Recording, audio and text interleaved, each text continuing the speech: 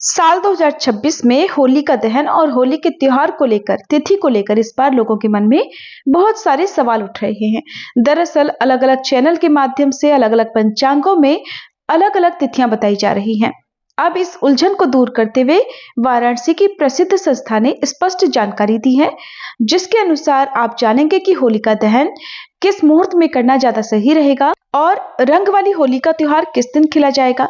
आमतौर पर फाल्गुन पूर्णिमा की रात को प्रदोष काल में होलिका दहन किया जाता है और अगले दिन रंगों की होली खेली जाती है। लेकिन साल 2026 में ये क्रम थोड़ा अलग है। इस बार होलिका दहन और होली के बीच में एक दिन का अंतर रहने वाला है। विद्वानों के अनुसार होलिका दहन 2 मार्च को रात में अर्धरात्रि में किया जाएगा। 3 मार्च को चंद्र ग्रहण लग रहा है, जिसका सूतक हमारे देश में मान्य होगा। ये ग्रहण भारत में भी दिखाई देगा और धार्मिक मान्यताओं के अनुसार ग्रहण और सूतक काल में शुभ कार्य नहीं किए जाते, न ही अग्नि संबंधी कार्य जैसे कि होलिका दहन आदि इस दौरान किए जाते हैं। 3 मार्च को सुबह से ही सूतक काल शुरू हो जाएगा। ऐसे में उस दिन रंग खेलना या उत्सव मनाना उचित नहीं होगा। इसलिए होली का मुख्य आयोजन यानी रंग वाली होली का त्योहार 4 मार्च बुधवार को मनाया जाएगा। होलिका दहन करने के लिए 2 बातों का ध्यान रखा जाता है, जिसमें पूर्णिमा की रात भी हो और भद्रा दोष भी न हो। 2 मार्च की रात को पूर्णिमा रहेगी और पूर्णिमा तिथि लगते ही भद्रा काल भी शुरू हो जाएगा, लेकिन अर्धरात्रि के समय भद्रा का अंतिम हिस्सा होगा। और शास्त्रों में भद्रा के अंतिम भाग को यानी पूंछ के समय को, भद्रा पूंछ के समय को हानिकारक नहीं माना गया है। इसलिए 2 मार्च की अर्धरात्रि को भी होलिका दहन कर सकते हैं, जिसमें सोमवार को रात 12:50 से 2:02 के बीच में होलिका दहन कर सकते हैं। ये लगभग 1 घंटा 12 मिनट का समय रहेगा। और इसके अलावा 3 मार्च मंगलवार को भद्रा काल की पूर्ण समाप्ति के बाद और सूतक लगने से पहले यानी कि ब्रह्म मुहूर्त के समय सूर्योदय से पहले भी होलिका दहन कर सकते हैं।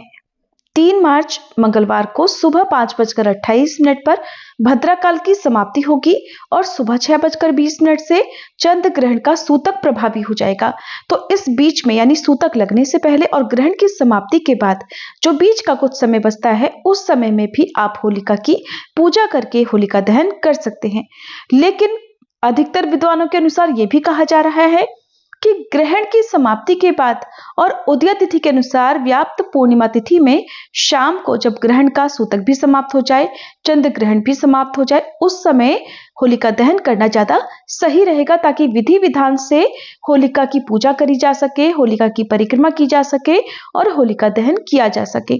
क्योंकि इससे पहले के जो भी समय है वो थोड़ा जल्दबाजी में रहेंगे और जल्दबाजी में या हड़बड़ी में होलिका दहन करना ज्यादा अच्छा नहीं माना जाता है। इसलिए पूरी सावधानी बरतते हुए आपको होलिका दहन करना चाहिए। और ये भी कहा जाता है कि जब आपके क्षेत्र में जिस भी समय आपके क्षेत्र के विद्वानों पंडितों के अनुसार जिस समय भी होलिका दहन अधिकतर लोग कर रहे हो, उसमें आपको भी होलिका दहन करना चाहिए। और 3 मार्च बुधवार को ग्रहण शाम 6:46 पर समाप्त होगा। इसके बाद से शाम 6:48 से रात 8:50 के बीच में होलिका दहन का शुभ मुहूर्त रहेगा। तो इस मुहूर्त में भी आप होलिका दहन कर सकते हैं।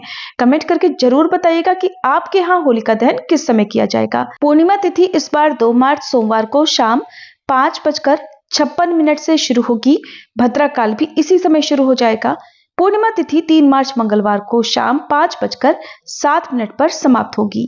3 मार्च मंगलवार को राहु काल दोपहर 3 बजे से 4:30 बजे तक रहेगा, क्योंकि इस समय ग्रहण का सूतक काल प्रभावी रहेगा और ग्रहण भी प्रारंभ हो चुका होगा, जो कि विदेशों में दिखाई देने लगेगा। तो इस समय आप राहु केतु ग्रह से संबंधित चीजों का दान कर सकते हैं। वहीं इस दिन मघा नक्षत्र सुबह 7:31 तक रहेगा और उसके बाद में पूर्वा फाल्गुनी नक्षत्र प्रारंभ हो जाएगा और सुकर्मा योग सुबह 10:24 तक रहेगा। 4 मार्च बुधवार को रंग भरी होली खेलने का सबसे शुभ मुहूर्त सुबह 6:49 से लेकर 11:55 रहने वाला है और इस दिन राहु काल दोपहर 12 बजे से 1:30 बजे तक रहेगा।